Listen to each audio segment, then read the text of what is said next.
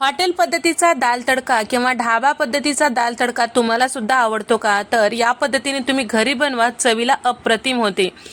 त्याच पद्धतीने कसं बनवायचं ते पाहूया. तर अर्धा कप इतकं तुरीची डाळ, पाव कप इतकं मुगाची डाळ घेतलेली आहे. मुगाची डाळ यामध्ये टाकल्यामुळे आपल्याला पचायला हलकं होतं.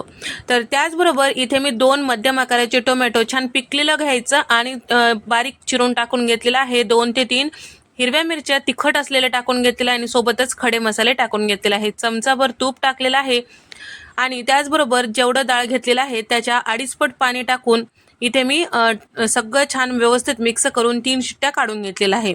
3 शिट्ट्या झाल्यानंतर इथे आपलं हे डाळ छान शिजल्या गेलेलं आहे. खडे मसाले काढून टाकायचं, त्याचं फ्लेवर डाळीमध्ये उतरलेला आहे. आता कढईमध्ये तेल टाकून घेतलेलं आहे. जिरे, मोहरी आणि त्याचबरोबर थोडीशी कोथिंबीर आणि बारीक चिरून घेतलेला कांदा टाकलेला आहे.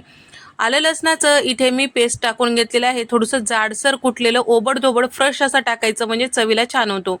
अर्धा चमचा हळद, 1 चमचा धने पावडर, अर्धा चमचा इथे मी भाजलेली जिऱ्याची पूड, 1 चमचा गरम मसाला टाकून घेतलेला आहे आणि त्याचबरोबर शिजून घेतलेलं जे डाळी होत्या ते टाकून घेतलेलं आहे. चवीपुरतं मीठ टाकलेलं आहे.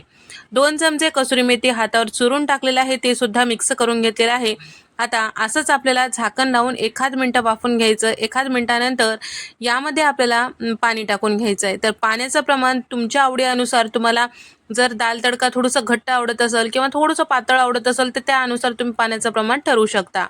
तर इथे मी साधारण ग्लासभर इतकं टाकून घेतलेलं आहे. छान असं दाल तडक्याला उकळी आलेली आहे. आता तडका देण्यासाठी, यावर तडका देण्यासाठी 3 चमचे तेल, 2 चमचे तूप छान गरम करून घेतलेलं आहे आणि त्याचबरोबर यामध्ये एक अर्धा चमचा जिरे टाकून घेतलेला आहे. 15 ते 20 लसूण पाकळ्या कट करून टाकलेल्या आहे आणि सुक्या लाल मिरच्या, थोडीशी कोथिंबीर, पाव चमचा हिंग यामध्ये टाकून घेतलेला आहे. हिंग या पद्धतीने वरतून फोडणी दिलं की चवीला अप्रतिम होते. तयार केलेल्या तडक्यामध्ये एक अर्धा चमचा बेडगी मिरची पावडर टाकलेला आहे, जे तिखट नसते. दिसायला सुरेख दिसण्यासाठी बेडगी मिरची पावडर वापरलेला आहे. थोडीशी कोथिंबीर वरतून टाकूया. दिसायला मस्त दिसत आहे ना? मस्त दाल तडका तयार. डिटेल रेसिपी चॅनलवर अपलोड आहे, जाऊन पाहू शकता.